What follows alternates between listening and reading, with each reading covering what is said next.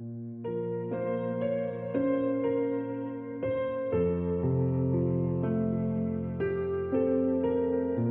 want you to listen to me. I'm going to say this again. I did not have sexual relations with that woman. Welcome to the Tangent Podcast. It's great to be with y'all. How you doing tonight? I'm hungry. Me too. And scared for what may happen after you go over today's topic. We'll get to I don't want to be ended up on that list. Well, we'll get to the fear of both what is coming for our stomachs and the topic in just a minute. But I wanted to give a brief introduction again to my cousin Des, very welcome guest of the show, who's been on, 2 episodes now? This will be 3, I think. Yeah, this is the 3rd now. So we love having Des on. Des, welcome. And we've got some news that Des is going to help share for us today. So why don't you take it away? All righty, kids. Thank you again. Des Troy, Wrecked Podcast, Assault City Circle Pit, and the Circle Pit Radio Podcast Network, which I gotta announce. I'm really stoked on it. We're bringing my cousin and, his good friend, this other guy who does the podcast into the podcast network family. Welcome, Tangent Podcast, to the Circle Pit Radio Podcast Network. Woo! I was just kidding, Jack. I love you too. Nobody loves me. So I appreciate it. Very exciting collab. We're stoked because you guys are one of the more research-based shows that we're going to have on the network, and we're leaning towards more of those. We've got our comedy shows down. We know how to be goddamn hilarious, and you guys know how to be hilarious and teach people things. So it's a good collab. Yeah, we're stoked as well. So everyone go check out again Circle Pit Radio on Facebook, on anywhere you can get podcasts. They've got multiple shows. So there's Wrecked. That's Dez's podcast. There's another one that I listen to called That Bites. It's really good as well. A couple other ones on the network. And then your boys. So go check it out. We're super excited for the collab. And it'll give you a mix of different things to go listen to. So some exciting stuff for the pod and for the network as well. Definitely. And there's an episode of Wrecked with Austin on it. And on that episode, we did another little recording for our Patreon where we talk about today's subject matter, just so everybody knows. So if you want to check that out, that is on our Patreon, patreon.com/Circle Pit Radio Pods. But you can also check out for free the episode Austin's on, but I don't remember the number right now. So you can look at that in the description. It was sometime, I believe, around Christmas last year. So probably 90 something. I think it was, it was December-ish time, because I want to say we were talking about no, it was Halloween time. That's what it was. Because you guys were doing some different Halloween stuff. Probably 80 something then. So, episode 80 something. I'm trying to remember what we discussed on that episode, and I forgot we even did the subject matter for today. So that's only on the Patreon thing. So really, your secret is safe behind a singular dollar wall. And that was pretty. That was a pretty brief too. So, oh yeah, you brushed over it a lot. So I'm sure today we're going to go into much further detail. Yes, sir. Yes, sir. So, well, let's go ahead and get to. I'm sorry to hear about our own suicides. Yep. Harsh. Again, any ideas and opinions expressed on this podcast are those solely of Jack Milne. So, yeah, yes. You're right. We actually here's question. You said we have one other thing besides the main subject matter. Are we doing that before or after the main subject matter? Well, let's get to the sandwich, and then we will do the one other thing. I guess there's 2 things. There's the sandwich, and then there's an encounter that I wanted to share as well. So Which, because the audience doesn't know what we're talking about, by saying let's get to the sandwich just makes it sound like we're crazy. the sandwich is a code name, similar to the football when dealing with nuclear weapons. Yes, the sandwich. The sandwich is a code name for a sandwich from Wendy's. And usually we try energy drinks on this pod, but my wife the other day said that we should try the ghost pepper chicken from Wendy's, because Jack and I have done a couple food things on the podcast. Did we actually record? Did we record anything with the meat mountain from Arby's, or did we just eat that before? No, we just ate that before. That was long. That we were still at Conservice at that point. That was like the beginning days, but that was a mistake. And then we did that sour candy, and I think those are the only two real like food things we've ever done. Sour candy wasn't even very sour. It like was like a warhead, and that was it. But today we have the Ghost Pepper Ranch chicken sandwich from Wendy's that has Ghost Pepper Ranch sauce, Ghost Pepper flavored cheese, and onion straws as well. So let's go ahead and see how spicy this is. Because the last time I ate Ghost Pepper crap, it was wings, and they sucked balls. They were so hot. And Dez has had the same ones, and he can attest to it. But this is Wendy's. I think this is going to be jalapeno level hot. It's not going to be that hot. In the regular consumer market, I think it'll be pretty mild. But let's go ahead and give it a bite. Yeah. It looks good. And while you guys dive in, I'm going to tell a story about Austin's childhood. So I've always been into spicy things, and we've always been family, which is weird. What a weird coincidence that is. Crazy. I know, but we went to have family breakfast one time, and he saw me dumping hot sauce on my food. So Austin decides he's going to submerge his food in hot sauce. Was this at Chick's? It was Chick's Diner. Yeah, yeah, it was. And your dad was like, "Well, now you got to eat the whole thing." Goodness, how old was I? I was like 7 or 8, probably. I was young. Yeah, you were young. You were really young. But I just remember the look on your face when you got about the third Tabasco soaked bite in, and I was like, "This kid's never gonna eat anything spicy again." I remember that. I was wrong. Yeah, I do too, because your face was priceless and bright red. Well, I remember my dad specifically being like, "You're an idiot. I paid for these eggs. Like, you're gonna eat them. You're gonna finish them. You're gonna eat them." And that's got some spice to it. It does a little bit, yeah. I would say it's just past jalapeno level, but I would not say it's ghost pepper level. Nah, maybe habanero. Mm-hmm.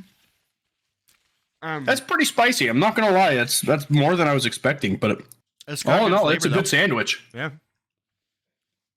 I went and my girlfriend got me the nuggets with that ghost pepper sauce, and just the sauce. That's a tasty treat right there. It's a good amount of spice, and the flavor is really nice. That's enough for you to feel like, ooh, that's hot, but like not enough where I'm like in pain or anything like that. Definitely. I'm not reaching for my milk quite yet. It's not that spicy. You're not crying because your dad's gonna make you finish it. Yeah, it's true. Yeah. Shout out to Dez's girlfriend though. She's legit, and she's on Wrecked as well. So yeah, she's on Wrecked podcast, and a bunch of there's like 3 Patreon shows, and one where we go talk about the Bible. That one's really fun. Or we drink wine and talk Bible, baby. So you're gonna love it. What's that one called? Holy Water Hot Tub. Oh wow. I like Jump in, the holy water is fine. How do you make holy water? You boil the hell out of it. But nailed it. Well, cool. Yeah, I like that. That's a solid sandwich. Chocolate milk is also good. I just took a drink of that. Good old True Moo. So. Oh, True Moo sucks, dude. What? The True Moo whole, the True Moo like low fat isn't great, but the whole milk is delicious. Dude, the best chocolate milk is Darigold. I mean, I can't argue with Darigold that. chocolate milk is second to none. I can't argue with that, but I can't in any good conscience say that True Moo sucks. I think you're both Comparatively. wrong. You're both wrong. Both are respectable chocolate milks. True Moo does have a creaminess about it that you can't get from most others. That is true. But the greatest chocolate milk in the world, at least that Des has tried, is AE chocolate milk from Iowa. It What? is amazing. It like tastes like you're drinking a chocolate bar. It's so freaking good. Did you have it in Iowa? Yeah, every time we go, our friends give us some, and I have a friend who was trucking through there, and he brings me some too. So I think you can get it in Iowa and the surrounding states, but that's about it. Is that when you went with your band? You drank it there? Yeah, every time we're on tour, they know we're gonna come a few weeks ahead, so we have a select set of friends that always bring us chocolate milk. It's the weirdest thing. Some Nice. bands get like drugs and women, and we get chocolate milk. Dude, that's the best option. That really is, And- though. Sorry, I said that wrong. Chocolate milk and women. Genius. Friends that bring you food are the best. I used to It's true.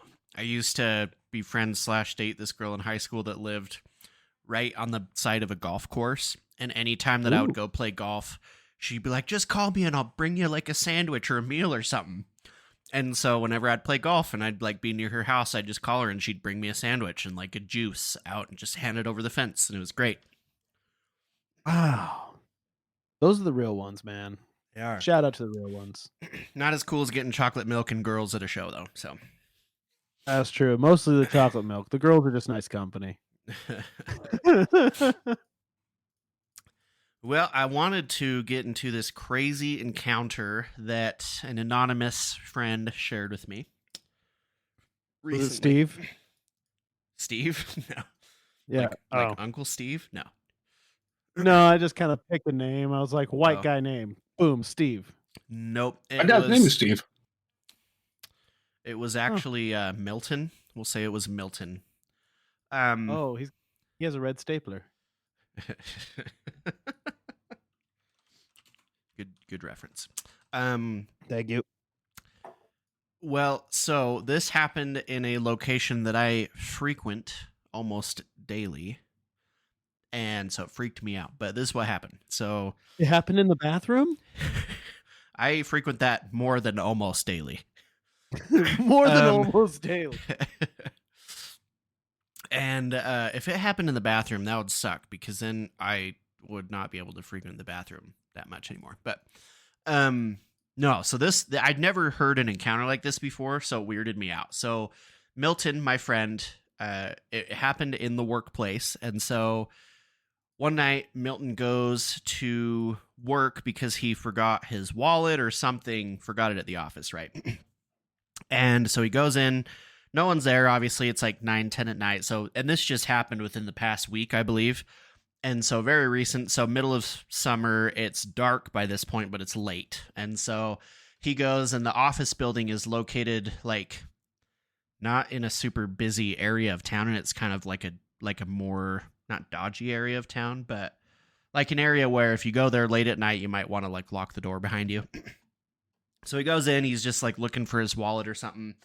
And he hears something in the back of the building. So he just walks back there to see what's going on. And he said the bathroom door opened and he sees himself exit the bathroom. And he was in the exact same clothing, same hat and everything. And so he said it just looked like it took him aback. At first he was scared because he thought like, oh goodness, someone's in here, you know, but then he notices that it's him, like a perfect mirror image of himself. And he said he just looked at him and he winked at himself. So like this other iteration of him winked back at himself and then just like walked out of the building and disappeared.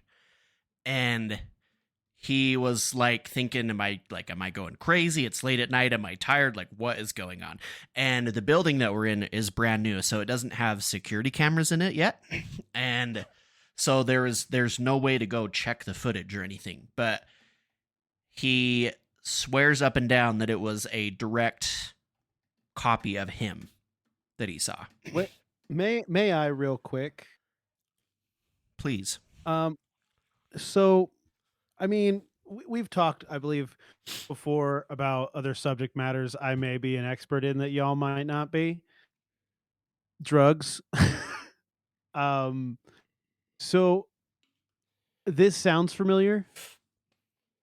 You know, like I've winked at myself and not done it. If you know what I mean, like eh, I've seen something like this. I don't. This isn't a guy that would like I don't know, say eat a suspicious fungus.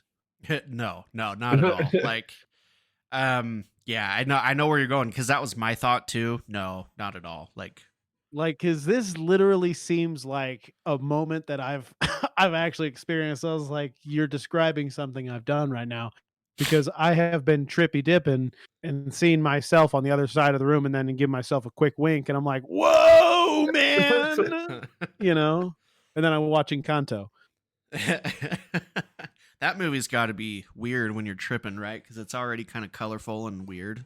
Oh Um, yeah, man, that movie is magical. But anyway, the point is, it sounds like he's on. It sounds like drugs to me. I would say, I mean, there's always that possibility. I'm 99.9% sure that that's a no.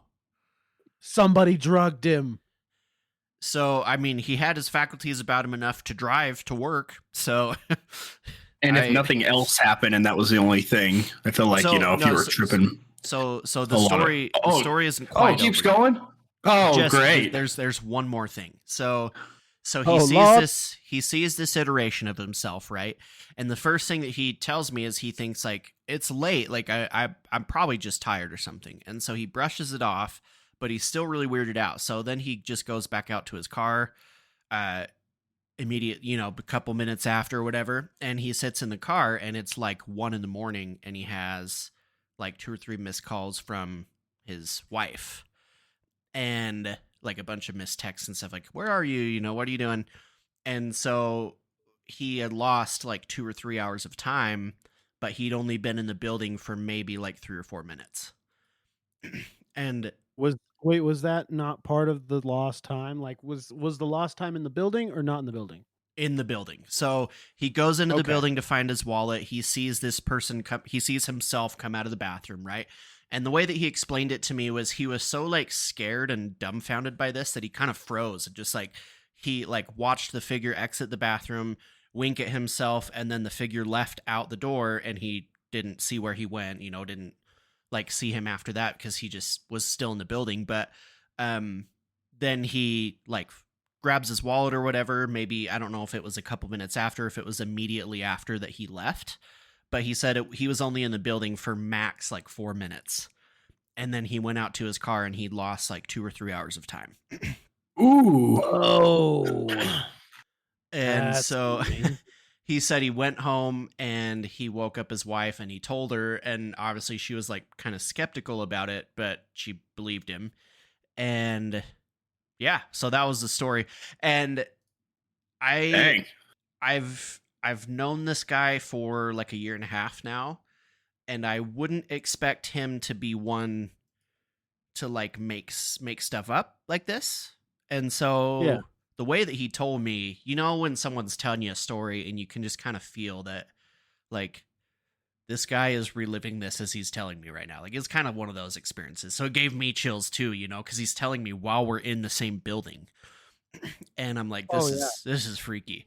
And so I haven't been back to the building since he told me. But yeah, that was the encounter. And I thought it was super weird. The first thing that I thought of, like theory wise, is overlapping dimensions or something. Maybe he saw himself in another dimension, But it's weird that he winked to himself. Like the other him knew what was going on or something, or like acknowledged like, hey, I know, like he kind of told me that when he winked at himself, it wasn't like a casual or like a, what's the word I'm looking for? Like malicious wink. It was like, hey man, you're cool. Like, I know what you're going through. He told me, he's like, I could feel myself kind of communicate with myself. Like, hey, I know you think this is weird right now, but like, don't worry about it.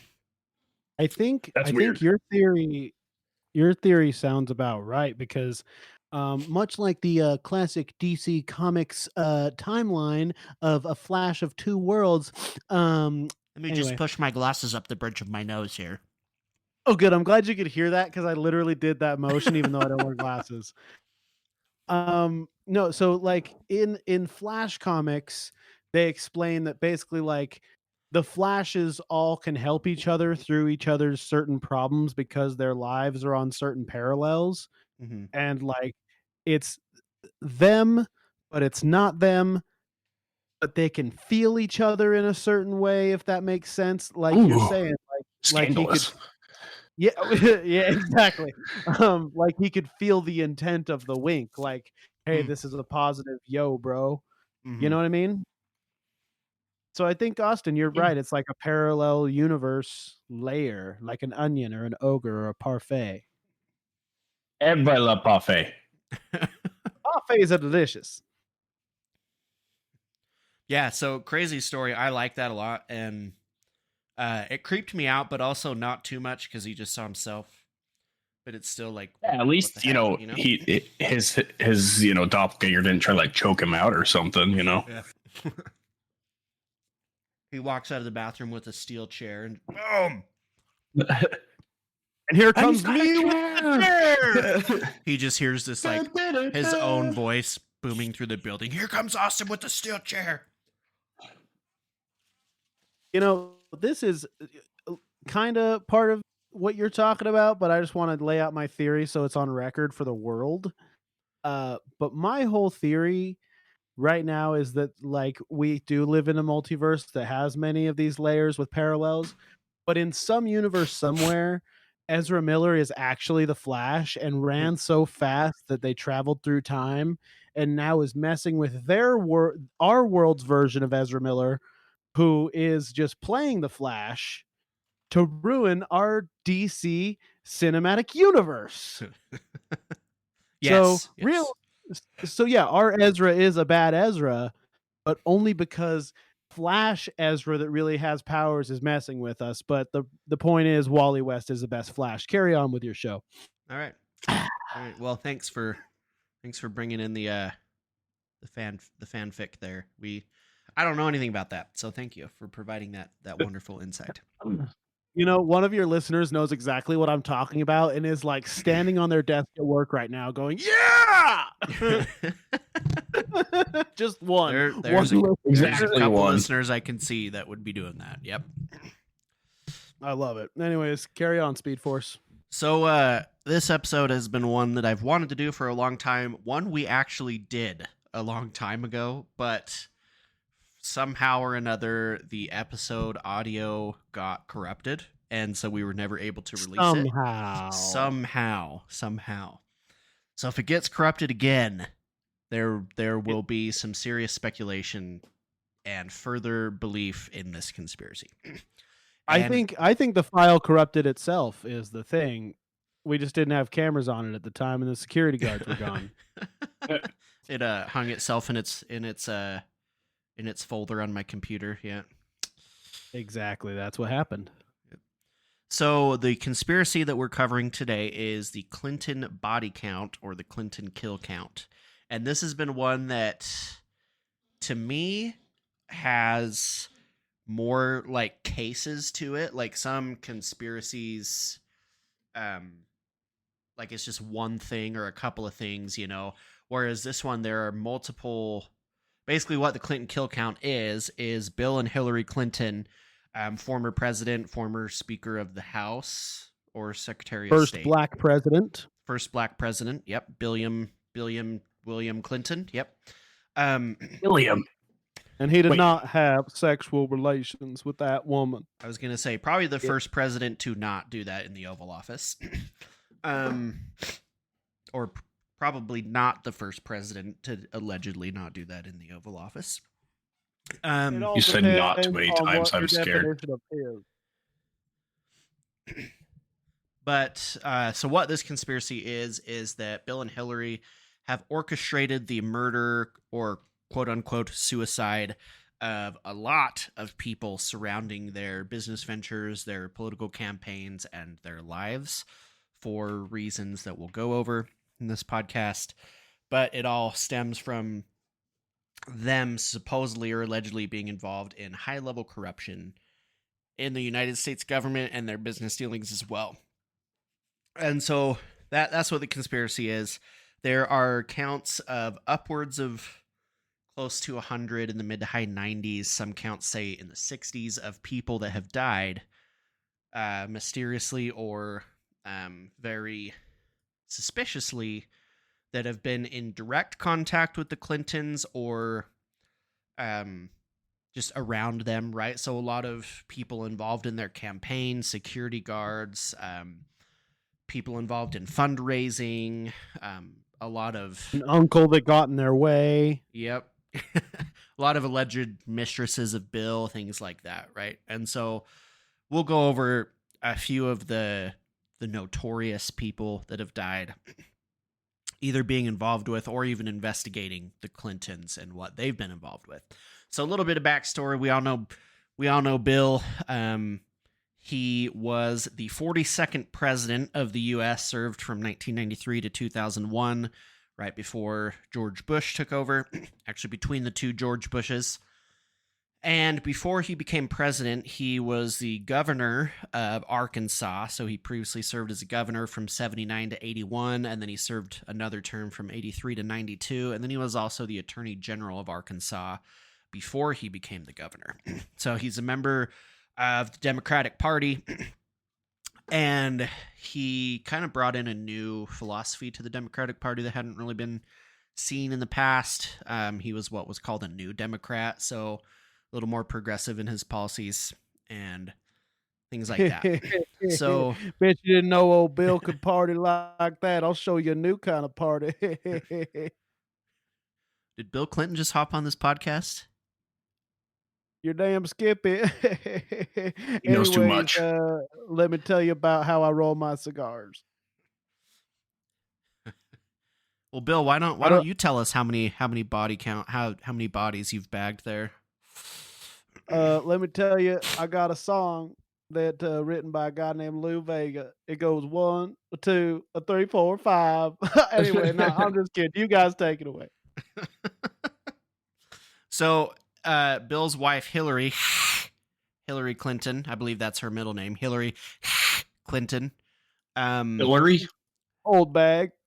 Yep, old bag Hillary, old bag Clinton. Yep. She is also a very prominent politician as well. She served as the Secretary of State, so I was right. Secretary of State under the second black president, Barack Obama. And then she was also served as a huge buzzkill in our marriage. She also served as a raging bear her whole life. Oh, yeah. But so she was the first lady as well, and then she was a senator from New York from 2001 to 2009. So right after leaving the White House as the first lady, becomes a senator. Right. And so they've been involved in politics at a very, very high level since the late 70s, right? And so all of this conspiracy and people mysteriously dying that have been involved with the Clintons goes back until the 70s. And so there's so many cases that we could go over, but there's a few major ones, and I'm going to give these in chronological order as well, of some people that have died that are very close to the Clintons, either have a very direct tie, like firsthand friends, co-workers, things like that. So first one takes us back to 1977, a woman by the name of Suzanne Coleman. And she reportedly had an affair with Bill Clinton while he was the attorney general. So he served as attorney general for 2 years until 79. So this would have been at the very beginning of his term as attorney general. And so supposedly she had an affair with him, and she died of a gunshot wound to get at the back of the head that was ruled a suicide. Of course. She was also with child when she died, so she was pregnant, and it was reportedly Bill's baby, so that's even more sad. So that's the theory that she was going to out him as a cheating bastard, and so they had her killed, and the baby as well. You'd be surprised how many suicides are a gunshot wound to the back of the head. More than you think. Real. Right? Or 2 gunshot wounds to the back of the head, as we'll see in a little while. Which Also, what I a- know this is the wrong time, but Shawnee just brought me a pina colada, and I really want to do the two pina coladas, but it's the wrong time because of this dark and sad subject matter. what about if you like pina coladas? And getting caught in the rain. Oh yeah, dude. I mean, yeah, these are all great songs. Don't get me wrong, and that's totally what I'm feeling right now with this delicious bev. But it's just not appropriate because some lady just got shot in the back of the head. Yeah. Well, we'll move back to the sadness then. Excellent. Envelop me in it. Okay, so that was 77, jumping ahead 9 years, so there were a few in between there, but we're not going to go over those. 1986, Judy Gibbs, she was a former Penthouse model who was reportedly having an affair with Bill also, so what a stand-up guy. These first two are having affairs with him while he was the governor, so... Didn't know Bill got down with the Penthouse models, did you? So he was the governor at the time. The affair came to an end when her brother-in-law, so Judy Gibbs' brother-in-law, was arrested for child rape, and his house was raided by the feds, and he supposedly had taken some secret photos of their affair, Clinton and Gibbs' affair, and was holding it as blackmail, basically. I don't know if Bill and Judy knew that he had these photos, but he had beef on them, right? Supposedly. So, under sworn testimony in court, one of Clinton's staffers at the time claimed that Bill had disclosed this affair to him while they were flying into town or out of town on an airplane. So, the airplane was really low as they were leaving the airport, and they flew over Judy Gibbs' house. And Bill basically told this guy, like, hey, you see that house down there? There's a penthouse model that lives there, and I've been having an affair with her. And so after I can't this keep it happened, in his pants. right? I mean, who wouldn't though? If you can literally spot your girl's house from the plane, like I would be like, see that house That's right there? This is where I That's do a dirty power things. move. Yeah. Right? Oh yeah. If you can Definitely. find the house from an airplane, for real. Or I bet he's just like, you see that city block right there? Everyone in that city block, I've been having an affair. And her house just happened to be on that block. That too. And if I was renowned rock musician Billy Gibb in that plane with him, I would first think there's no way this guy's going to be president one day, but also I would think that's pretty rock and roll. Wait, did you say Billy Gibb, like Billy Gibbons from ZZ Top? Yeah, because Okay. that's the first thing I thought when you were talking about her brother. I was like, no way that penthouse model's brother was in ZZ Top.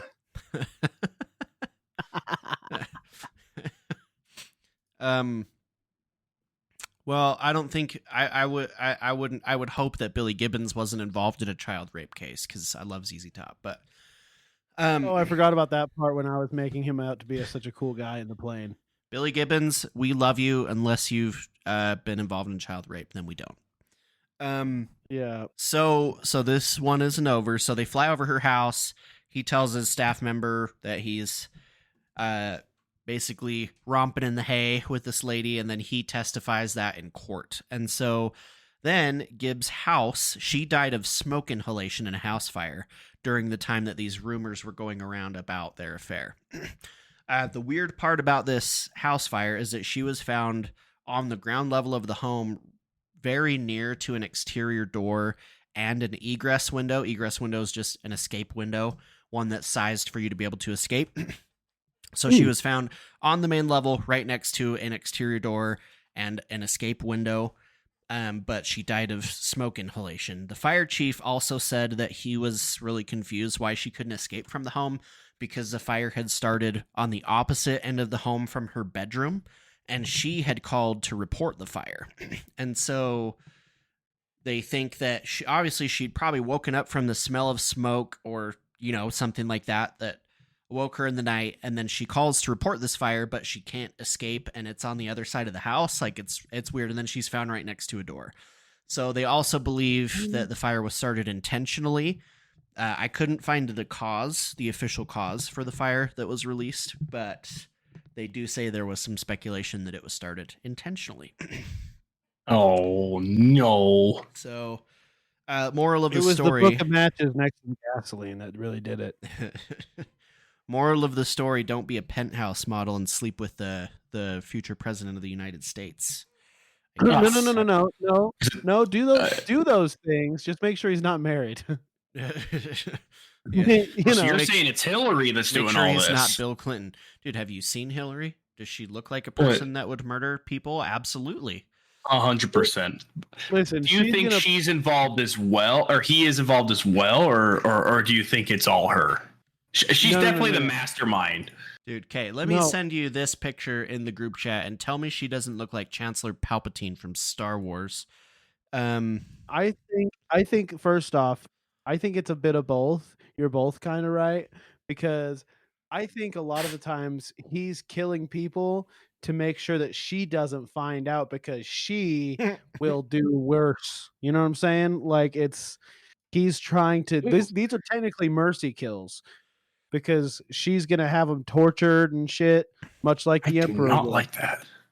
So he's That is doing a it. horrible He's picture. he's murdering people under the guise of saving his wife from the atrocity of finding out that he's having an affair. Is that the theory we're running No, with? he's saving them from a more painful death. Oh, from having to deal with Hillary. Yeah, Trust me, this is better. He's like, she would shove bamboo under your fingernails. I swear, you're better off dying in a house fire. I want you to Pokemon go to the polls. Like, come on. Ah. You know, it'd be pretty bad. Well, so that is the second case. The next one, this one's crazy. So this is 1 year later, 1987. Two boys named Kevin Ives and Don Henry. Now, they're not the only ones involved in this case, but this case is called, quote unquote, ran over by a train. And so, at about That's also the name of my first blues album. ran over by a train. Let's jam that at the party next week. Dude, I'm so down. We should do like a 2-man jam, bass and drums, and we'll call it Cities in Texas. Let's do it. Let's do it. All like it. right, I like totally it. down, dude. Why don't we just name that our Right. album, Cities in Texas? That could be a freaking banging blues album, dude. Cities in Texas. That is pretty cool, and no one will get the joke, and I'll never release the reason. Let's But make anyways, it happen. yeah, super down. Carry on with your, what were we talking about, Clinton? Ran over by a train. Okay, so I feel like singing about it is also not good considering the story, but Yeah, okay, so probably not. so they're coming for us for sure. So Kevin Ives and Don Henry are the two involved in this one, and then many others as well. So about 4 a.m., August 23rd, 1987, there was a 75-car, 6,000-ton Union Pacific freight train with a bunch of workers on it, and the train was more than a mile long, so it's a big-ass train, and it is rolling, going more than 50 miles per hour, going to Little Rock, Arkansas. So they spot... Rolling around the bend. They spot two boys that are lying motionless on the tracks about 300 feet ahead of the train, and a mile-long train, you're not stopping, right? And No. so they say that the boys were also partly covered, that their bodies were partly covered with a green tarp. And so the workers claimed that, but the police, upon investigation, never found a tarp. None was ever recovered from the scene. But nearby, they found a .22 caliber rifle and a flashlight. And when the train was coming, the workers said the boys didn't move at all. Obviously, they could hear the train. They're on the tracks. They can feel the train just from a couple hundred feet. Like that's nothing in distance, right? Like that's like a couple seconds and the train's there. Oh, yeah. And so the train slams on the brakes, but it's not stopping. They honk the horn. And then they didn't stop. The train wasn't able to stop for another 1,000 feet or more after it ran over the two bodies. And so they call the police. Jeez. Law enforcement comes to investigate. And about 45 minutes later, the police come to the scene, but they never find this tarp that was supposedly there. And so Man, those boys were killed with the train trying to stop and it didn't stop for another 1,000 feet. I don't want to die like a skid mark, man. Right? Like That's that's got to messed be up. that's got well, that here's the thing is they didn't move, they didn't jump out of the way.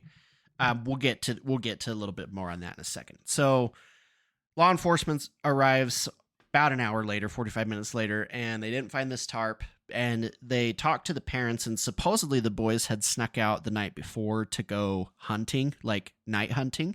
So they had this gun, they had this flashlight, and there was a hunting technique called spotlighting, which is where you go out at night, you shine the light suddenly in the eyes of your prey, and then it kind of stuns them, and then you shoot them. And this hunting technique was illegal. Let me find the ages of these kids. I don't remember off the top of my head.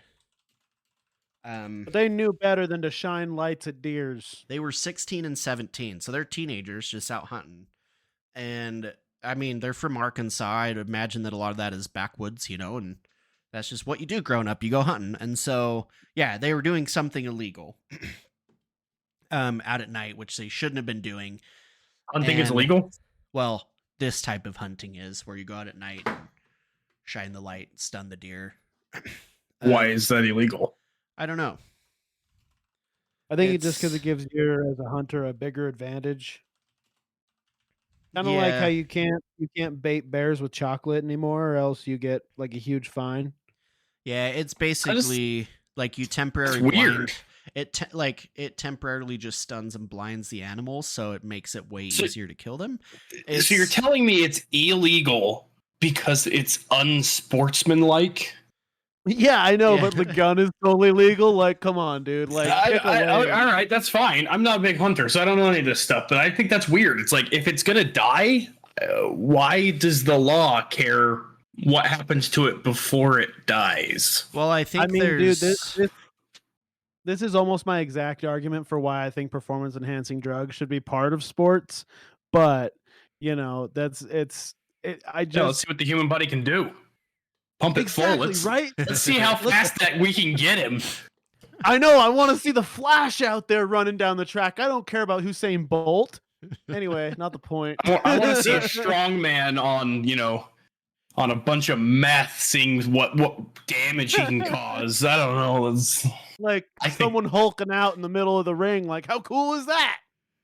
Yeah, I'm a firm believer we need two Olympics: the clean Olympics and the drug dirty Olympics. And then add some regular folk in there for comparison too. Oh yeah. Oh yeah, just to see how much somebody see how lame you are compared next to this guy who's been roiding out for like 20 years. I'm still on lap 1 when they're finished with like their 6th lap or whatever. Jack, know. after our investigation of crop circles, you and I could go pole vault in the regular Olympics. Ah yes. I love it.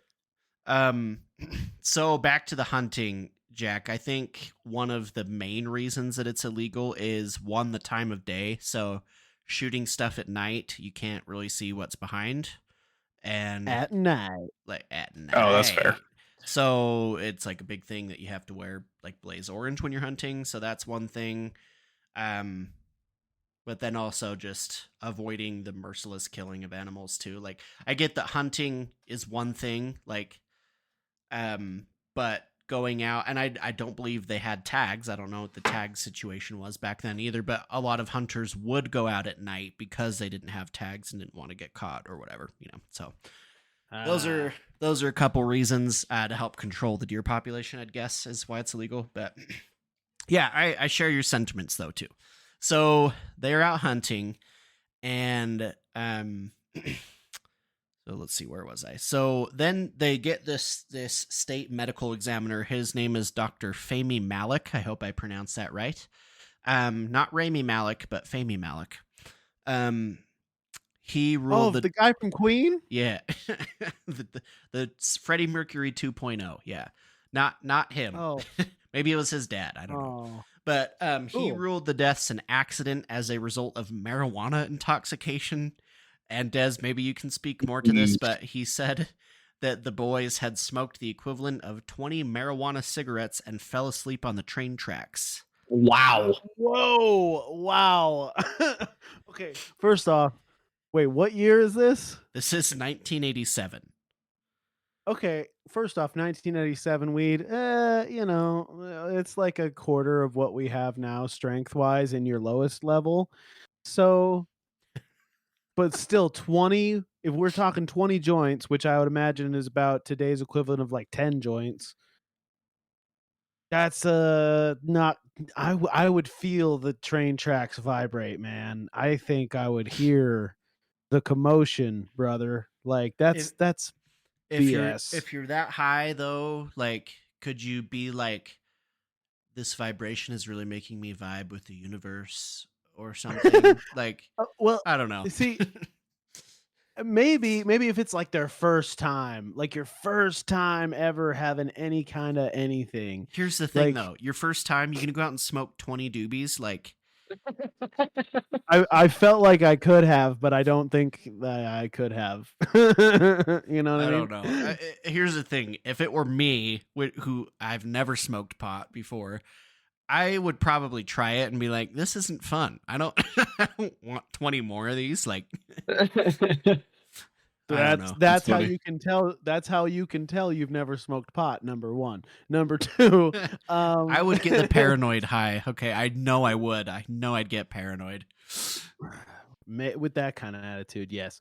But no, I think number one, it's just like a lot of people will use drugs and things to say that people were like thwacked out of their mind and weren't able to feel the world around them. But like if you're somebody who's ever been on the marijuana, number one, you're not gonna just smoke 10 to 20 joints in a row just cuz. And number two, after about an hour, the effects of whatever marijuana cigarette you're on start to dissipate. So they don't really like it doesn't like stack. You can only get so high off of regular joints, if that makes sense. Uh-huh. Like you can only be so hydrated, you know? Um, like it's not that kind of a high. It's like saying a Tylenol makes you unable to hear, you know? Yeah. I Well, can still so feel I can still feel the world around me and I know what's going on. I might wake up real hungry. Boy, I could tell you that much. I'm gonna be real hungry. It's happy, hungry, sleepy. see, That's about it. there's no way they would have laid on the tracks and gone to sleep. 20 joints. They're going to McDonald's to get a burger. Like, Exactly. They're more off to like what can we eat as opposed to we're just gonna lay down in the forest. it's gonna be I mean, Kevin Ives and Don Henry go to White Castle. That's what we're. That's what we're experiencing there. oh, Also, train tracks aren't. I feel like would be like the least comfortable laying option It's of true. of everything they had. Like, go find a grassy spot, you know. And it's That's true. also Also- like you're covered in a tarp. Like if I would imagine, this is me speculating, right? And Des, you can laugh at my speculations of what I would do when I'm high, but I'd be like, love it. I want to see the stars and I want to see the universe. I'm not going to lie under Makes a sense. tarp. You're actually 100% spot on. Like because that stars and things on things like psychedelics like mushrooms and acid is amazing and it's beautiful. Even on just marijuana, if you're new to it, it's gorgeous. Everything looks beautiful with a little bit of marijuana. So yeah, you're 100% right. They're going to want to look at stuff. They're going to want to be aware of their world. And like passing out somewhere uncomfortable, that's an alcohol thing. If you're super duper drunk, you'll pass out, anywhere. It doesn't matter. You could be curled up on a ball on the sidewalk. Don't matter. But if you're high, you're like, where's something fluffy? I need a love sack. Can I get a bear as long as it's curled up and fluffy? I also think these boys are sneaking out. They're teenagers. If you're going to smoke, I mean, yeah, maybe smoke 20, but you got to go home too. And your parents are probably going to smell that on you. Just a Yeah, thought. But it stinks. the parents did not accept the theory that they smoked 20 cigarettes and just like decided to take a nap on the tracks. So Good. they decided to conduct their own investigation of the case. And so in 1988 they had a doctor named James Garriott. He came up from San Antonio and was going to offer a second opinion because he was very skeptical of the marijuana theory. Good. And he said, Professor Snoop Dogg is right. so he was skeptical. So he got a second autopsy done by a medical examiner from Georgia named Dr. Joseph Burton, who found the equivalent of 1 or 2 joints, not 20. So after this second investigation, a grand jury in the state ruled the deaths a probable homicide, but they couldn't prove that definitively that it was a homicide. But with the tarp, they ruled it a probable homicide. Then later, as part of this secondary investigation, the family had the bodies of the boys exhumed so that they could do more investigation on them. And it was discovered at that time that Don Henry's back and the shirt that he was wearing that day contained evidence of a stab wound to the back, and that Kevin Ives' skull may have been crushed in by his rifle. And so then the ruling on the case was changed to definite homicide or definitive homicide. Okay, did I miss this, or did I forget, or have we not gotten to how these two are connected to the Clintons? So I'll get there. I'll get there in a few minutes. All right. I was just making sure I didn't miss it. But first off, always follow the pot evidence. If marijuana is ever used as a cop out like that, get a stoner on the case, because they will tell you that was stupid. Good. Yeah, I'm glad they followed the pot evidence, or as I'm calling it, the marijuana evidence. Marijuana. The pieces are there. We just need to put them together. Yeah, we're not gonna, so carry on. Why don't we spend the rest of this podcast putting them together? Okay. Go ahead. Dividends. Dividends. You know, I think we need some weed to help us solve this mystery. That was a bong sound. What was it really? Close enough. It's pretty good. So one side note to this, Don Henry's father, one of the boys that died, he noted that he did not believe that his son would have risked his gun getting scratched by laying it in the gravel. Wow. So apparently he took very good care of his gun. Some people really like their guns and baby them like that. So here's how they are reportedly connected to the Clintons. It is theorized that Kevin Ives and Don Henry reportedly witnessed Bill Clinton, who at the time was the governor, I believe. Yep, he was the governor. This was during his second term. That they somehow witnessed him engaging in drug trafficking operations at the nearby airport. So that trafficking those drugs right into my house. and so they supposedly had some beef on him, that they had seen him trafficking drugs. So the following people also had information on the Ives Henry case, whether it was them also knowing about the drug trafficking or them knowing about Clinton killing these kids. So they had some knowledge of this case, were involved in it somehow, like they were investigating the case, or they knew the boys, something like that, right? So they had some tie to this. So there was Keith Coney. He died when his motorcycle slammed into the back of a truck in July 1988, so about a year later. There was Keith McCaskill. He died and was stabbed 113 times in November. Oh my gosh! I didn't know there's not even that much space on a human body. Yeah. Yeah. There's another one we'll get to in a little bit that I think has if I remember right, has a lot of stabs too. So then there was. Hold up, that one with the multiple stabs. What was the ruling on that? Suicide, obviously. Murder. Yeah, it was murder. Oh, okay, good. There's a very famous case in black metal where the lead singer, the bass player of Mayhem, got stabbed like 20 times, and the guy got like self-defense or some shit, or manslaughter. Wow. Involuntary manslaughter. Mm-hmm. Yeah, so I always wonder about those things. I'm like, how in the... Oh, it's probably negligent homicide. That seems like the most likely. Okay. So there was Gregory Collins. He died of a gunshot wound to the chest, January 1989. Front of the chest, they ruled. Okay. Then Jeff Rhodes, he was shot, mutilated, and found burned in a trash dump. His body was cut into like 7 or 8 pieces, I believe. That was in April 1989, so about 2 years later. James Milan was found decapitated. However, the coroner ruled his death was due to natural causes. What? I guess, I Wait. mean, you can't naturally live without a head, right? Like, It makes sense, I If- guess, but how if many my head fell natural off, I'd probably decapitations die have you ever too. heard of? Naturally. Yeah, that's a good question.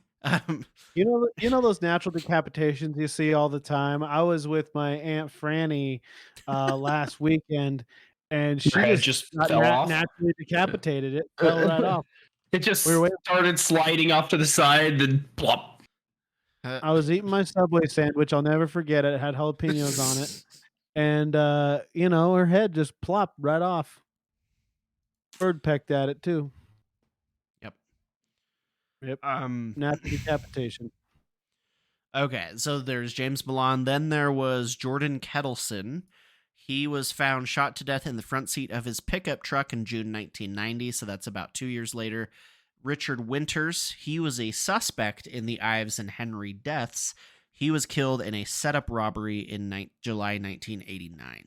So there are at least 1, 2, 3, 4, 5, 6, 7, at least 9 people, including the 2 boys, that died as a result of this case. So another strange thing with this case is about a week before the boys died, there was a man in military fatigues, like a military uniform, that was spotted pretty close to the train tracks where the boys died. And there was a police officer that attempted to stop the man and kind of question what he was doing there. But when he attempted to stop him, the man opened fire and he managed to escape. It was nighttime, so he escaped into the night. And then on the same night that the boys died, a similar looking man dressed in military uniform was spotted nearby the location as well. And so there was a prosecutor on the case named Dan Harmon who was working to look Oh my into gosh, the the case. guy that made Community and Rick and Morty? What? Dan Harmon's creator of the TV show Community and Rick and Morty. Oh, and is he? Yeah. So if he created just- Community, that means he had a hand in creating Miles Morales as Spider-Man because it was inspired by Childish Gambino. Wow. Was it really? Full circle. Yeah. They it's a long story and I'll send you a TikTok about it, but basically Childish Gambino is the reason we have Miles Morales. Huh. That's fun. Yeah. I could see it. So that's, He it's like does a kind of look circle. like full him. circle. Yeah. Yep, Isn't it's there good an stuff. episode of Community where he dresses up like Spider-Man or something? Yeah, well, that actually, I'm just gonna screw it. I'm just going into the story now. So there was a campaign to have him play a live action Spider-Man during the right before the movies that had Andrew Garfield as Spider-Man. And anyway, they campaigned to have it done. It was like a big online thing, and it never happened. So in response to it, he wore a Spider-Man shirt in a couple of episodes as like a shout out to the fans, like, "Hey, thanks," you know, Hmm. at Marvel to create the character Miles Morales, the Black Spider-Man, and part of the whole Spider-Verse thing. And now we've most recently had these Miles Morales Spider-Man movies, which are some of the most amazing animated movies to come out in recent years. So, yeah, thank Childish Gambino and Community, and Dan Harmon, who also created the very famous Harmon's Grocery Store. Great grocery store. More So, you know. so he was And he was also killed by Bill Clinton. along with all of that. So he was a prosecutor on the case. He was later arrested for dealing drugs. So ironic that he is investing this case about drug trafficking, gets arrested for dealing drugs, and he is one of the people implicated in the murder of the boys. Keith McCaskill, one of the guy that was stabbed 100 and something times, he was also implicated in the murder. But they never found his attackers. There were several other witnesses that I wasn't able to find names of. It just says several other individuals who came forward claiming to be witnesses of either the boys' murder or this drug trafficking by Bill Clinton also died under mysterious circumstances, most of whom had their autopsies provided by the same Dr. Malik who said that the boys smoked 20 doobies. Doobies. doctor Am I sucks. saying that right, Des? Doobies? Actually, Dubois. It's Dubois. That I know you're not serious, but I love that. Am I saying that right? A doobie? That's great. Or like, am I saying that correctly? Is it nugget? Good stuff. I love it. So kind of mysterious though that this doctor, he was involved, and some of those people that I listed were some of those witnesses that died, right? Keith McCaskill, he was one of the guys that was implicated. So it was questioned whether his death of being stabbed a bunch of times was like a revenge killing, like, oh, you were like responsible for these boys' deaths, let's kill you, like a revenge killing or something. But we'll never truly know, I don't think. So okay, moving forward, after the ran over by a train incident, there is August 1991. Danny Casolaro.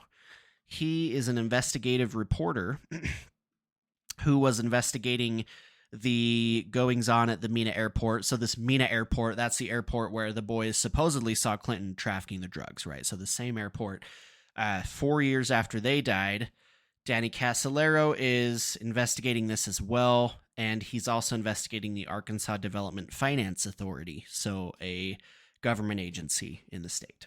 He was found in a hotel room bathtub having slit his own wrists 11 to 12 times during the time that he was conducting his investigation. So he bled out profusely. Okay, then 1993, 2 years later, there's Paul Wiltshire. He was an attorney investigating the same stuff at the same Mina airport. He was found dead on the toilet in his apartment. Classic Elvis sad, style. but yeah, just maybe he just clenched a little bit too hard. I don't know. Ate too much Taco Bell. Died doing what he loved. He ate that ghost pepper sandwich from Wendy's and then just clenched a little too hard. So he had Then he had delivered a Frosty. What was that? Then he had a Frosty. That did him in. It was the Frosty. Always does. Carry on. So he was investigating that same corruption at the airport, and he had delivered a report of his investigative findings to the then U.S. Attorney General, Janet Reno, 3 weeks before he died. It was determined that he was killed elsewhere, tied in the fetal position, and then rigor mortis set in, and he was then moved to his apartment and placed on the toilet, which, if I were going to make someone think I killed somebody, yeah, I'll go throw his body on a toilet, right? That's logical, right? Wouldn't that be the first place you would think to place a dead body? Definitely. Right. So I'd say ice cream truck, but that's just me. I would say maybe drop him off a cliff or a building.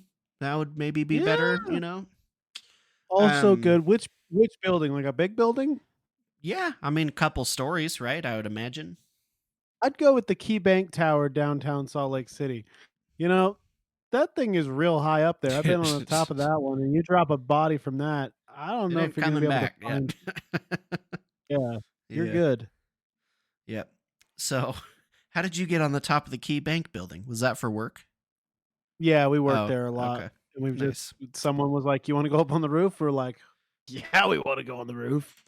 I just remember when I was in elementary school and we'd sneak up onto the roof of the elementary school because we knew where the ladder was, and that seemed really high too, and that was like 20 feet. Yeah, dude, like 50 stories is a bit much. Yeah, I've been up 13. That's the most I've ever been on a roof, and that was pretty high. That was like seemed pretty high too. You drop a water balloon off of 13 stories and it sounds like a gunshot when it hits the ground. I'll tell you that. Hey, that's pretty cool, actually. Also, why don't you I can carry more water balloons? Actually, it was more like it was 13 stories to the top floor of the building, and then from there it was like 3 or 4 up to the roof. But you can throw paper airplanes really far from the top of a roof too. I'll tell you that. They go for a while. I love that. I'm gonna start doing that. It's fun. It's why not? Here's what you should do: tape like 4 pieces of paper together, and make a giant paper airplane. And then if you have like little business cards for your band or your podcast, you shove them in there and then you throw it off the building and then all the cards just flutter into the crowd below. Davis, this is one of the best ideas you've ever had. Free marketing. Okay. This is Actually, genius. it's not free. If you do that, you owe me royalties on the returns. Okay. Not you, All because right, your cool, family. well- Anyone else though that uses that idea? Keep me in mind. So, All right. Sweet. okay, so guy dies on his toilet. They rule it a suicide. Well, they tried to make it look like a suicide, but a body does not go into rigor mortis in a sitting position when it dies. It's supposed to fall over, right? So they found it odd that he was still sitting on the toilet instead of having fallen over. And so You know what? Some days I'm amazed I'm still sitting on the toilet instead of falling over.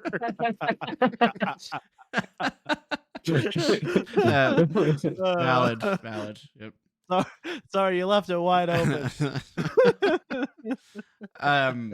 So the police at this point told the family, they brought in the FBI to investigate it because this guy was deep into a corruption investigation with major political members. And so the FBI agents told the family that they didn't want any part in investigating the case because they had seen, multiple people die as a result of this case, all with this Mina airport.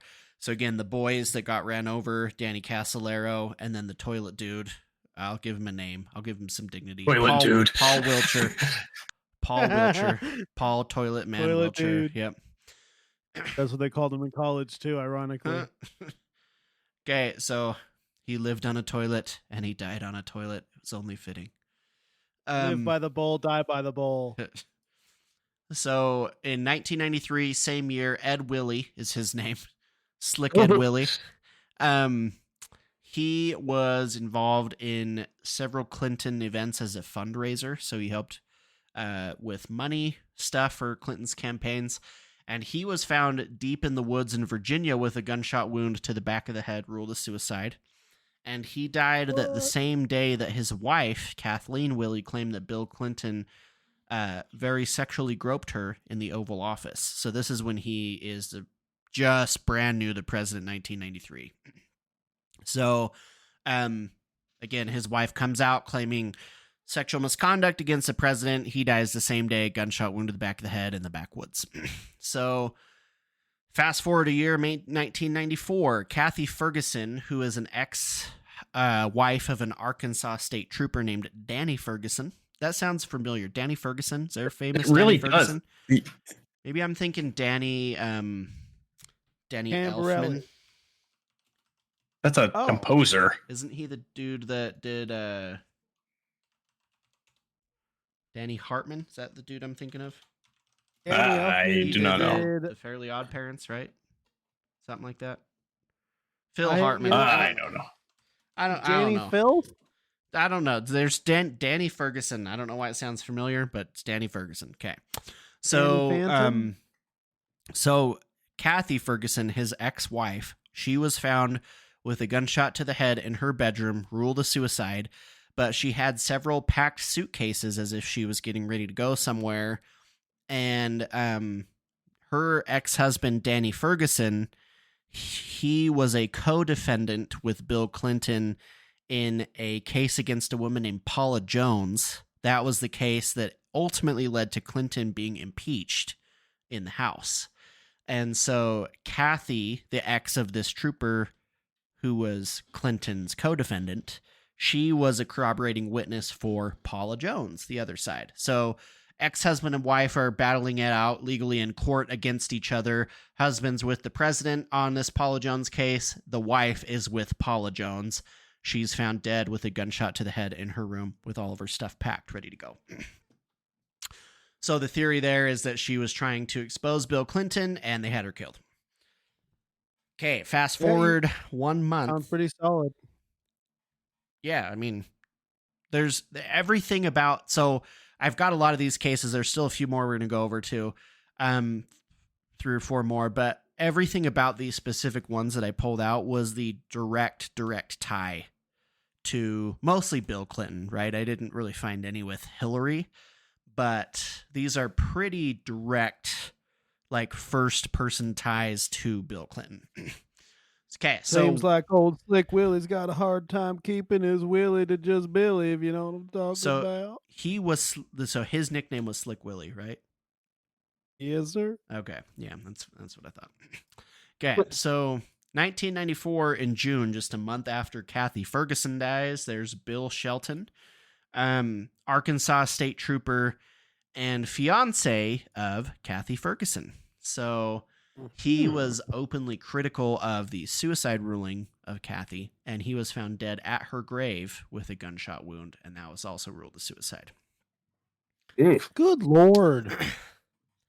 So if you did kill that man, what a statement to stick him at his wife's grave, right? That you also killed. And that's like a big middle finger to everyone involved in that case. Real. Okay, so then 2 years later, 1996, man by the name of Ron Brown, he is the Secretary of Commerce and a former chairman for the DNC, or the Democratic National Committee. Is that right? Convention. I do not know. Convention, that's right. Thank you. And so he was the chairman and Secretary of Commerce. He had made a bunch of trips to Vietnam on behalf of the Clinton administration. So this is when Bill is the president. And it was rumored that he had accepted a $700,000 bribe from a prominent Vietnamese businessman. And the bribe was so that he would lift the embargo against Vietnam so they could trade with them. And he died in a mysterious plane crash on April 3rd, 1996, while he was flying into Dubrovnik Airport in Croatia. And a forensic pathologist that was close to that examination of that plane crash revealed that Brown had what appeared to be a gunshot wound in the top of his head, and that he had actually died before impact. The official story that came out is that X-rays revealed that wound was caused by nothing more than blunt force trauma to the head as a result of the crash. But how they differentiate between blunt force trauma and a bullet wound to the head, I don't know. But a forensic pathologist theorized that it was a gunshot wound. I would think that there would be some way that you could tell, though, that it was a bullet. I mean, I don't know. If you crash and your whole head is screwed up, maybe not, but... So here's something that's just going on inside of my brain that kind of feels like that Stoner Thoughts meme. But if you know the statistics of like suicide nationally and stuff, it is only going up. Which is, it is tragic, and I don't mean to make a humorous point of this, but our forensics is getting better. So all of these that we're calling a suicide, right, where they got shot in the back of the head, nowadays, if we were to look at those cases, maybe they wouldn't so much be, but the suicide rate is still going up exponentially. And I'm saying a lot of those old suicides probably weren't a suicide. So I think the suicide problem now is like double, maybe triple of how bad we think it is. Just saying, think about that little perspective that my brain just thought of. Right. Well, one thing that you just made me think of is, in talking about this and even laughing at some of these rulings, right, I don't mean to make light of suicide at all, because it could be very possible that a lot of these people did commit suicide. I know that's a really very real struggle for people, right? And so I don't mean to, if they actually did commit suicide, like discount that for them and their families at all, or anyone going through similar things. But you got to look at the ridiculousness associated with a lot of these, right? In most cases, I'm very positive their families also don't believe that it's actually suicide. So we're not trying to disrespect in any way. Definitely. And I just think a lot of them, like you've pointed out, are to the point where it's like it doesn't appear to be suicide. So that's what you're pointing out, and I think your audience can appreciate that. Yeah, for sure. So what's next? So Ron Brown, that guy died in the plane crash, right? Same year, 1996, a woman by the name of Barbara Wise, she actually worked really closely with Ron Brown and a man by the name of John Huang. He worked for the Department of Commerce as well, so he worked with Ron Brown. So Barbara Wise, this lady, worked with both of these men in the Department of Commerce, and she was involved in a scandal with the Chinese government and a company called the Lippo Group. And this Lippo Group is a company for which John Huang had also previously worked for. And Barbara Wise was responsible for providing over $100,000 in illegal campaign funds from the Lippo Group to the Democratic Party. And John Huang was found guilty of a felony conspiracy charge for violating some campaign finance laws as well, and he got only 1 year probation and a $10,000 fine. So when Huang left the Department of Commerce, he went to work as a fundraiser for the DNC as well, and he still held a contract with the Secretary of Commerce. And he was working with their international economic policy advisor, Charles Meisner. So Huang was able to keep all of his security clearance when he left his job, and he remained in contact with agents from the Chinese government that this Lippo Group and this all illegal campaign funding they were involved with the Chinese government. So Charles Meisner, this guy that he was working with, who was the international economic policy advisor, he died in a plane crash as well. And there were reports that that plane had been tampered with. I didn't see how. But then Barbara Wise, this lady, she was suspected of leaking Department of Commerce documents that were classified. And supposedly these documents exposed the illegal activity and espionage that the Chinese government was doing with John Huang and Charles Meisner. So Barbara Wise found out about their illegal activity and had leaked these documents to expose it. And her body was found completely nude, dead, and she was bruised from head to waist, and she was locked in her, get this, she was locked in her Commerce Department office. Dying at work, that's awful. So investigators said they couldn't determine a cause of death, like an exact cause, but her body was completely bruised from head to toe. But her office didn't show any obvious signs of foul play. So what another big middle finger, right? To throw her in her office? Like that's kind of weird. Screwed up. Like that's weird to me. Like, aren't you just kind of like, I feel like that's a big. Well, what if they committed the killing at her office, in her office? Maybe she stayed late that night and came to visit and just wha-bam. True. Just like Catwoman. But what I'm thinking here is maybe it was like a subtle FU to her because like no one wants to die at work. Work is the worst place to have your final moments. So maybe, you just bring her back to work because like, yeah, F you get to be back here. I know how much you hate it. Maybe. Or maybe it was the people she was involved with. I just think that if it was the people she was involved with at work, that's a pretty big tell of leaving her in her work office. Like, you were going to expose what we were doing, so we left you in the place that we're doing all this illegal stuff. Killed you. So it's like a message. Yeah, like sending a huge message, but also like giving yourself away big time, I feel like. I don't know. I see. But again, her office didn't show any signs of foul play. So either they cleaned it up really well or they killed her somewhere else. Mm-hmm. So, okay, then jumping ahead 2 years to 1998, a man named James McDougal. And that's a fun name. James McDougal. McDougal? McDougal. I'm going with it. Definitely McDougal. McDougal? Oh, that's McDougal. James McDougal. James McDoobie. Yep. Am I saying that right? Doobie? Am I saying that right? McDougal? Yeah.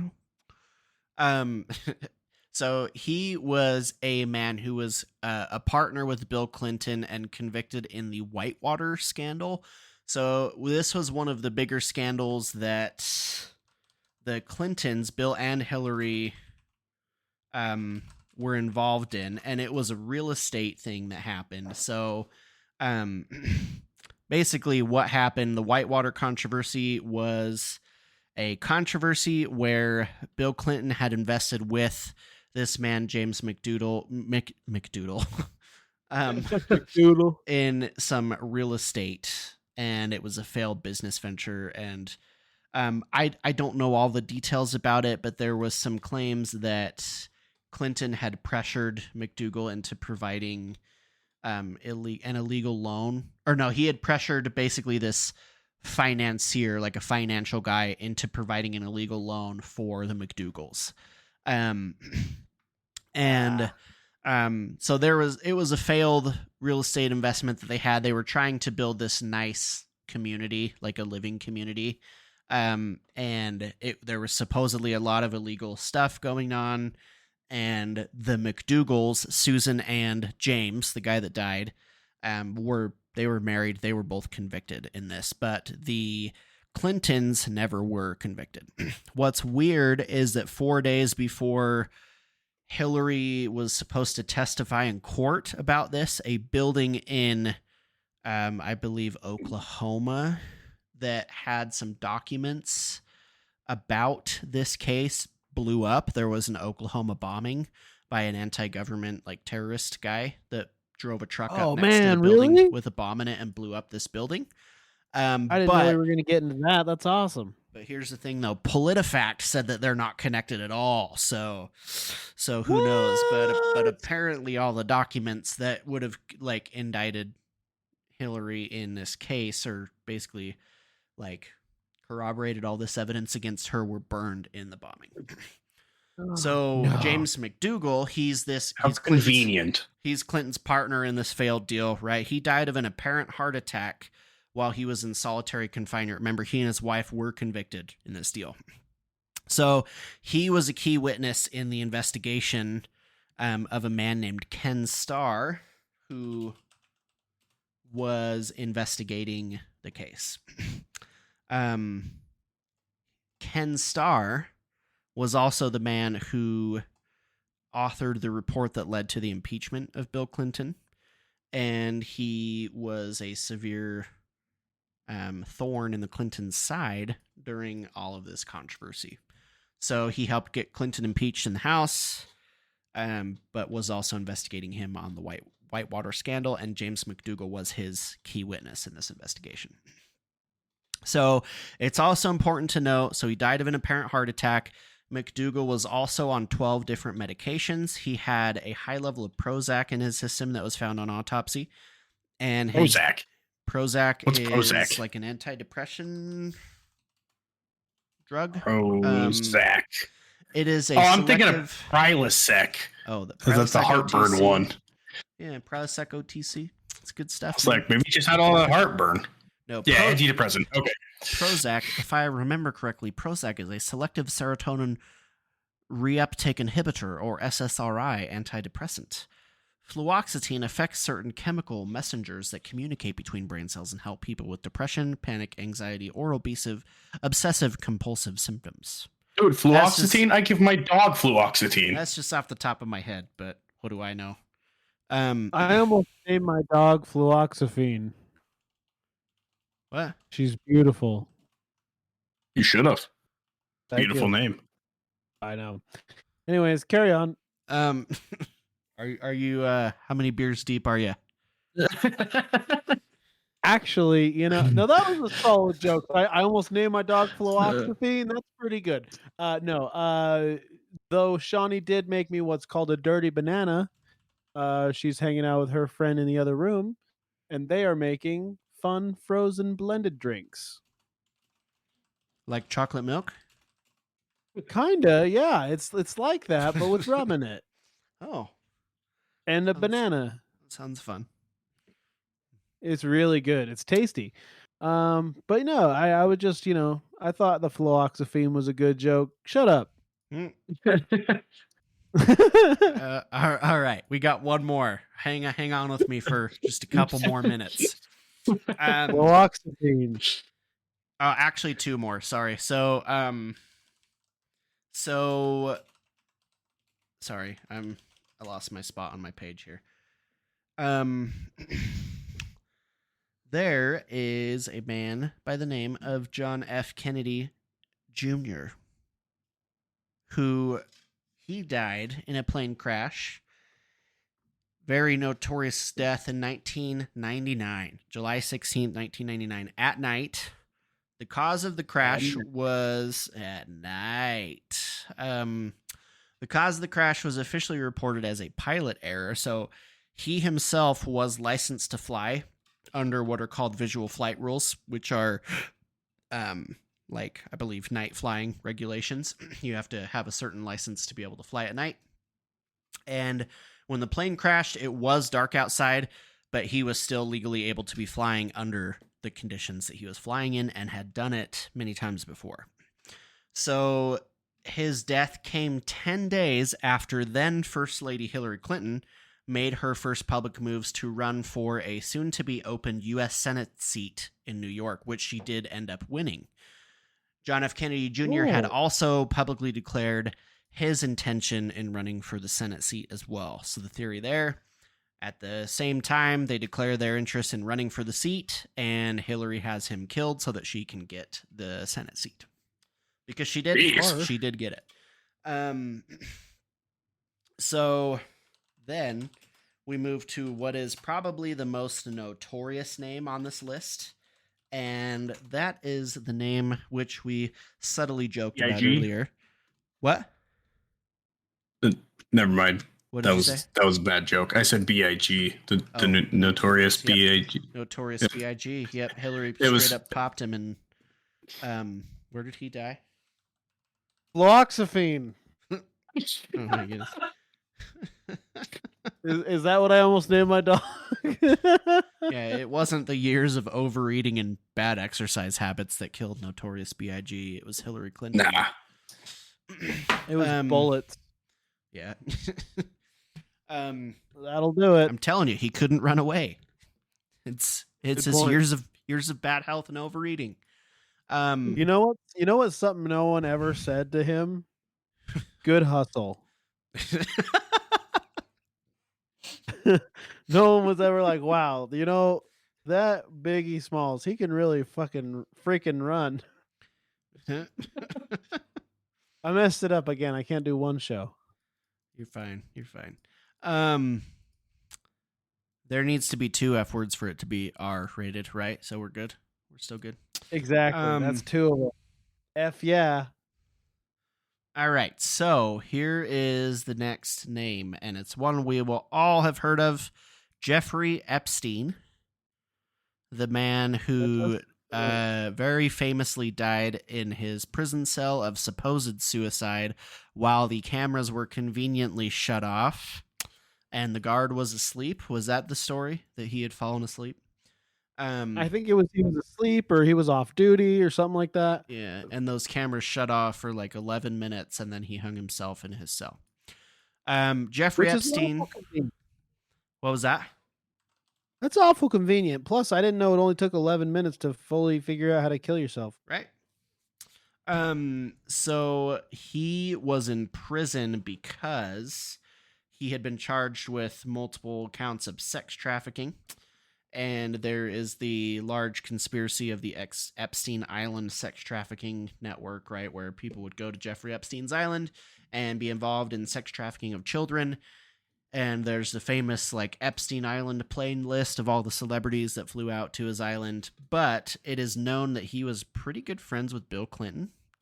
And a little too good of friends. Yeah, a little too good. Who knows what old Slick Willie and Jeffrey were doing in that Oval Office.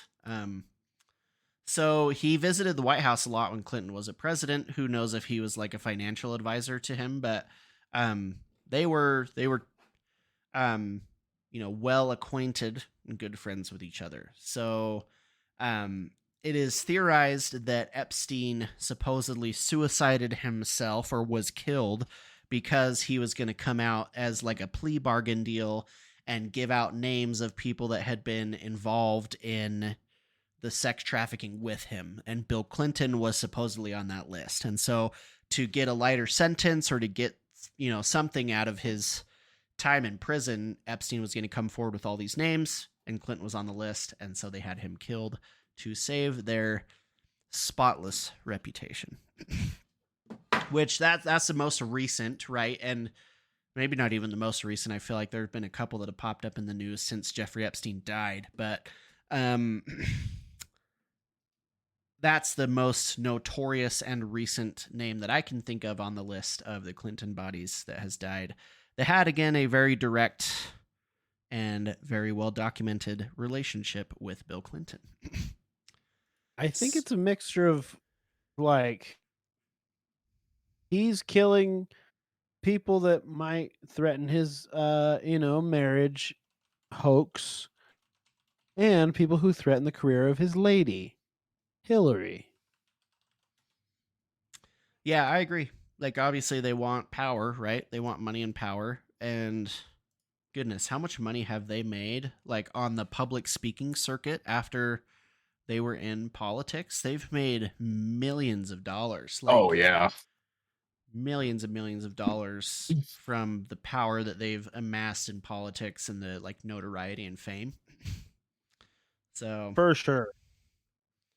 yeah, I totally agree. I think it's to protect their reputation, right? Because how many other people do you know that are famous that have this, or not even famous, that have this many people? Let's see. I only covered 1, 2, 3, 4, 5, 6, 7, 8, 9, 10, 11, 12, 13, 14, 15, 16, 17, 18, 19, 20, 21 names on this Jeez. supposedly massive list of people connected to the Clintons that Only died. If all of my friends started dying of gunshot wounds, I would be like, is there something wrong with me? Like, am I a part of this? Like, you know, like, is my BO that bad? yeah, like, did I say something to offend them, or like, yeah, I'd have started worrying a long time ago. right? Like, it's so weird that they have this many direct ties, and there's so many more too that I didn't even cover that you can go find online. Like, if you look up the Clinton kill count or Clinton body count conspiracy, you'll find lists. And granted, some of them on those lists are stretches. When I say there's like upwards of 90 people, some of those are stretches, but there's lists of like 60 people where it's like every single one of them had a direct tie. They were a bodyguard for the Clintons, or worked on their campaign, or one of them had an affair with Bill and was going to come out, you know? Like, it's just crazy to me how many direct connections there are and how many gunshot wounds to the back of the head you have surrounding these two people. A lot of gunshot wounds to the back of the head. I tell you what, that's a lot of people thinking about the same kind of suicide. Yep. So, That's crazy. so yeah, it's a crazy one to look into. Again, look into it at your own risk, because they're always watching. The point is, no matter how hot their daughters might be, stay away from the Clintons. Do they have hot daughters? No. I don't know. Do they Dang have it. daughters? Period. I know Chelsea Clinton is one of their daughters, and she looks a lot like Hillary, so I would say no. Oh, never mind. Yuck. Yeah. We're good. Yuck. Let me Stay away from them. Let me send you a picture of old mother and daughter here. It is not fun. You know what's funny is there's a local podcast, probably one of the best podcasts in the state of Utah. Chelsea and Noel Go to Hell. It's a good show.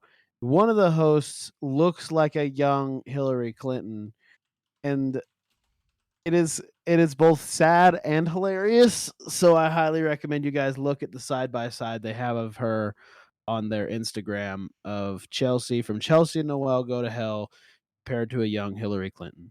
Chelsea, let's see. They're side by side on Instagram. Let me go see. Yes, on their Instagram. But it's just coincidental because I didn't know that their daughter was named Chelsea. But also, I wouldn't ever put money on her to be a hot daughter, seeing as their parents are bathed in the blood of the innocent. Yeah. Yeah. Oh, whoa. Dude, I'm looking at that picture now. That is It's wild, isn't it? Huh. It's crazy. Especially because I consider Chelsea to be very pretty and Hillary Clinton to not be. Yeah. I mean, you take off those glasses, they'd look more like, but what's Chelsea? She looks super familiar to me. I feel like I know her. Maybe I don't know, but She's a bit of a local celebrity. I will say theirs is probably one of the top podcasts in the state.